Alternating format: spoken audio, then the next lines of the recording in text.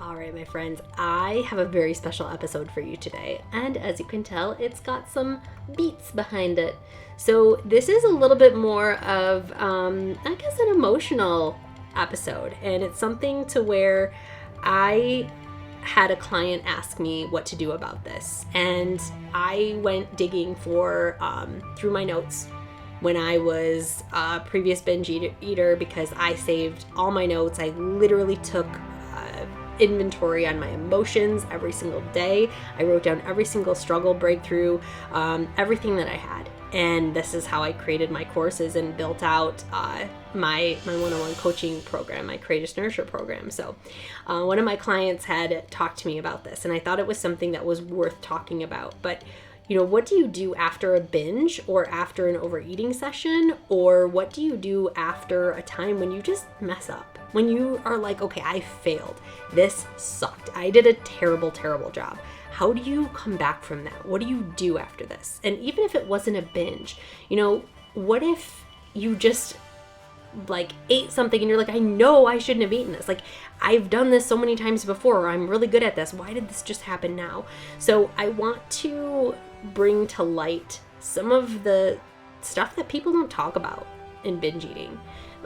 The post binge eating feels, the binge eating hangover, as I call it, to where that guilt and shame just make you feel like you're legit hungover. So I wanted to chat about that and share with you one of my journal entries that actually kind of makes me cry a little bit. So let's do it. Let's get into it. Okay, picture it. Fall 2015, Northern Michigan. Did anyone else get that Golden Girls Sophia vibe right there? It would be like my point in time to where it's like, oh, this is like a mini vacation, time to just let it all loose, and then I'll start again on Monday. That was my constant routine. So to break out of this routine was very, very, very difficult because it wasn't easy. This was like a habit loop that I had been doing for years and years and years on end, multiple times a year. So my environment of this place, to switch it into just eating in balance, was very, very difficult.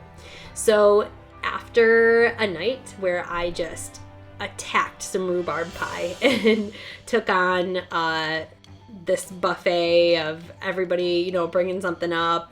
My husband's whole family was up there. I had one of those binge eating sessions where I just couldn't breathe afterwards, and it was so uncomfortable. And I want to share with you what I wrote in my notes section of my phone, because I still keep it all. And just a forewarning, this could be a little triggering. So for people who are not ready to hear this yet, or don't think you're at a place to hear some of the things I'm about to say, I'm just warning you now to shut this off, and you can always come back to it when you need it. So, all right, here is what my post-binge journal entry looked like.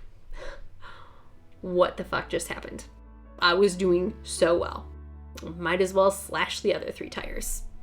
Okay, Christy, you're done for the night. No more food. And then me 20 minutes later, shit, why am I craving more food? I'm not registering that I'm not hungry. My hunger scale is completely turned off and I have no clue how to turn it back on. Fuck. I just ruined my entire weekend. I thought I was doing so well. All right, I'm trying to learn from this, trying to move on. Next meal. And cue my face into another piece of rhubarb pie. 2 more cookies and more chips. Fuck, now I want to die. Well, I've completely fucked this day up, and I've eaten all of my snacks that I brought up here, plus all the leftover food that's in the kitchen. And as I was cherishing a Cliff Bar in my pocket, I ate that too. And that was supposed to be the last thing that I ate, my emergency bar, and it's gone. And now I'm exiting the day an absolutely disgusting amount of calories up, feeling extremely guilty, feeling extremely shameful, and very embarrassed. And I have a really bad memory of myself that just came back to life, and I thought I killed that memory of me.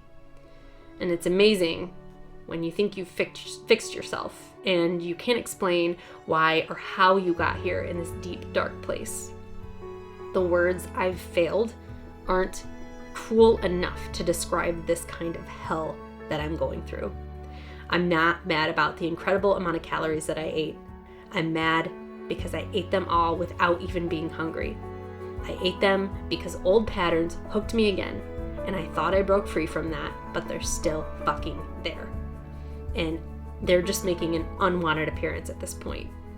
I'm angry because the amount of self-disrespect that I had for myself today was disgusting. I'm angry because I've been feverishly working so damn hard to battle these binge-eating demons, and they got me with one little trick. They got into my habitual state. But you always overeat when you come up here. You always hide out in the kitchen when you say you're going to go to the bathroom and sneak a couple more cookies. But you always eat just because the foods are there. Like, don't worry. You're going to lose it all a week after you get back into it anyway. And I've never gone through a weekend vacation without binging. I guess I'll have to try again. I realize that this will never be perfect. But even when I had the chance to stop, I still gave up. I hate that I gave up on myself, because that's what my old self would do. I can hear my coach in my head, move past this and start again tomorrow. But I'm tired of starting over tomorrow. I'm tired of starting over again at the next meal. And I'm sick and tired of thinking so much. And I'm tired about these old patterns sneaking back into my life and destroying my progress. This just makes me scared to come up north again. Like, what the hell? I'm angry. After a certain point, it wasn't about the food anymore. It wasn't about pulling myself below the surface to make me think I'm not worth saving. It was about my dark side telling me that I'm not good enough, that I'm not worthy of change, and that this is where I need to be and where I need to stay because I don't belong on the good side of things. I belong in the muck, in the black lake of a stagnant life. I'm not worth it. I didn't hear my why whisper to me over the psycho concert my emotions were blaring. I didn't hear my conscious tell me to respect myself when my subconscious was yelling at me just to say fuck it. So here's the deal. I'm gonna try again tomorrow because I am in the middle of a tightrope, and going both forwards and backwards are equally as scary. And I know that when tomorrow comes, I'm gonna grip my teeth so damn hard, and so hard that I could freaking crack them into a walnut. And I'm going to go back listening to my hunger scale tomorrow as I guiltily look at my thighs jiggle in the mirror. I'm going to look forward to our next long weekend up north and do my best to shift my anxiety for a second chance at this excitement, even though I know it's going to scare the absolute shit out of me. I'm going to go back to normal life, which is eating to my hunger scale and living my best 80-20 athletic lifestyle that I'm very capable of living, even though my first instinct is to go to a deep calorie restriction and to do extra cardio. I know what's coming tomorrow. It's the guilt, the shame, the body hate, the self-hate, feelings of defeat and remorse. I'm gonna do this all with my fists clenched, in a rage, and my heart on my sleeve, because I didn't really fail this weekend. I learned. I hate it. I hate learning this way. I hate it. I learned yet another thing about myself on this incredible journey, this incredibly stupid journey. I learned yet another thing about myself that I didn't know, and I learned another way not to go about this the next time I go up north. I'm realizing that I ended up saving up my calories. I tried not to eat as much in the beginning of the day because I knew we were having this big feast, and I just lost it. And I'm telling myself this incredibly embarrassing story because I want my future self to know that you're not alone. And hopefully I can create a business out of this and help other people realize that they're not alone. And I want you to know that this obsession feels like it will never, ever go away. But I know it eventually will. I just don't freaking know when. But for now, I'm just going to do the best that I can. I want to give hope that we can one day respect ourselves enough to know that we're worth more than we put in our mouths. We are more than the panicked emotions that drive us, and that we are only as powerful as long as we think that we are. Slip-ups, setbacks, they're gonna happen, as much as I freaking hate it. And as much as I know that I need to be here right now, I hate being here. But this will pass, and life will go on, as it always does. But I press on because I refuse to be the person that gives up on themselves. I refuse to be the person I was in the past. I refuse to let this beat me. So with tears in my eyes, I'm gonna find a way. There has to be a way. So stay tuned. This has become my life's mission so I can one day help others. Whew, it's like getting a little emotional just reading that, because I can remember exactly where I was when I wrote that. I was in bed. I went to bed early that night because I couldn't even hang out by the bonfire. It was just so hard for me. And something I want you to notice is almost that Jekyll and Hyde, like you could almost hear the teacher and the student in the same voice. And I'm kind of going back, obviously hearing this again, critiquing it in my head and being like, wow, Christy, you're going to get there. Just keep going. Like, this is exactly what I see in all my clients because I know where they're at. It's weird to think about myself like that now because I'm a totally different person. Like that, to me, I'm like, gosh, that was me, but it wasn't. I don't remember. Like, that wasn't me. So eventually I want to let you know that this is what it feels like to move forward. And everybody's like, oh, just keep going. And you're like, fuck, it's so hard. I don't want to anymore. I have no more mental strength. I am completely exhausted right now. But these are the lessons that I learned post this particular binge. And this is actually where things started turning around for me. And where in the beginning, this was my framework. To where it's like, man, if I could do this, I did. I got through that day. And the next day I ate normally. I didn't restrict. I didn't work out like extra or punish myself with exercise. What I did was I started writing down what I did after this. And that's what pushed me forward. That was my motivation to try it again. Like, to where I couldn't wait the next time we went up north because I wanted to try this again. And it wasn't perfect, but it got better. It got better and better and better until now it's just like I don't have to think about food 24/7 while I'm up there. So some of the things that I learned and took back. Don't restrict the next day. Whatever you do, one of the biggest mistakes I see people making is that they decrease their calories the next day, hoping it's going to balance out their binge. But this only reinforces that binge restrict cycle to continue. So remember that your body is naturally going to balance itself out. And it will if you allow it to. And to not punish yourself with more exercise, because this force is always going to turn something nourishing like food and exercise into something that you hate. So what's done is done. You can't go back in time. All you can do is look forward from here. So sit in your shit and understand why this happened so it doesn't happen again. It's kind of like that teach a man to fish thing, This way you don't have to keep asking the man to help you fish. You can go do it on your own.